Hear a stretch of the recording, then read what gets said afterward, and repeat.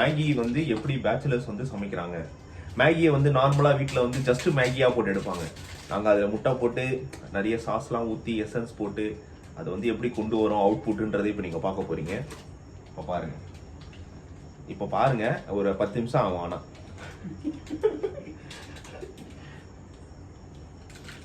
இவர் வேணும்னே ரொம்ப பொறுமையாக பண்ணுறாரு. லென்த்து எடிட் பண்ணிடுவேன், நடுவில் எடிட்டிங் வரும், கவலைப்படாது.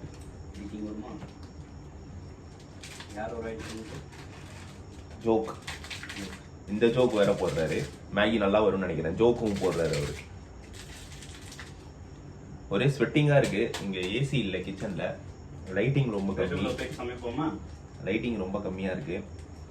Okay, it's okay. வெதர் நல்லா இருக்கிற காரணத்தினால சூடா மேகி சாப்பிடுவோம்.